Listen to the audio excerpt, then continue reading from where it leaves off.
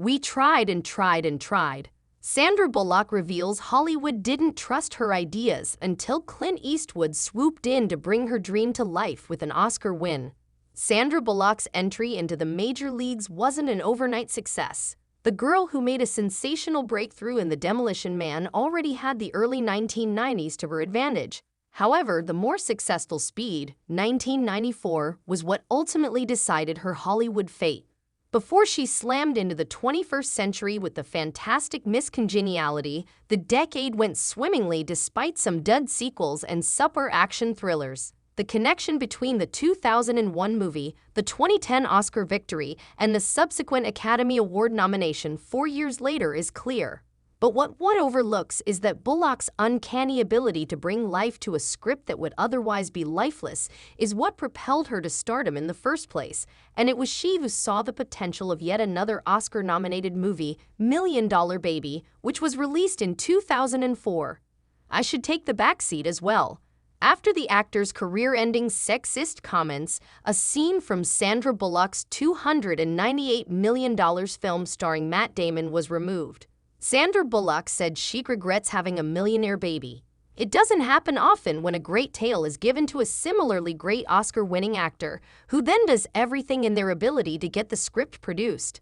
Sandra Bullock snatched up $1 Million Baby in the early 2000s, long before it was adopted by the Oscar-winning actors Clint Eastwood and Hilary Swank. She was simply an undercover investigator posing as Miss Jersey at the time. Thus, the main obstacle to her ambitions to have the movie made was that she lacked the star power that an Oscar would have given her in instances like these. We tried to make $1 Million Baby for a time with someone else. I was unable to make it. We made numerous attempts. Female boxing movies, they claimed, are not popular. This is the most amazing piece, I thought. I then began working on Miss Congeniality 2, for which they cast Clint Eastwood and Hilary Swank. For further information, see Sandra Bullock's I Will Never Ever, Ever Do reveal of the one thing she will never do in a movie.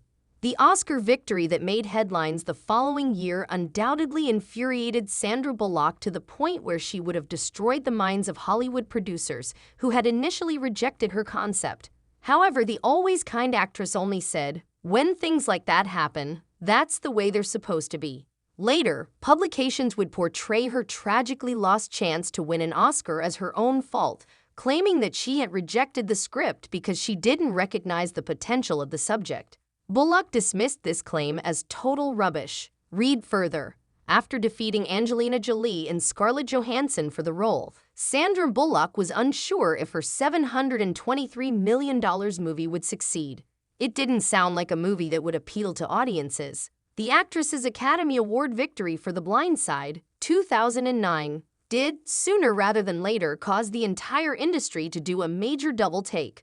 But what really cemented her position as an A-lister was the torturous, terrifying, and impossible process she submerged herself in to provide her next Oscar-nominated performance in Gravity, 2013. The actress has maintained a graceful and abundant vitality throughout all of her performances, capturing the public's attention from day one and keeping it there, giving her the label America's Sweetheart, with justification. Sandra Bullock has reigned at the top of her game despite her brief hiatus and spectacular comeback across genres and platforms, from side-splitting comedies to spine-chilling horror thrillers, and she is only growing stronger.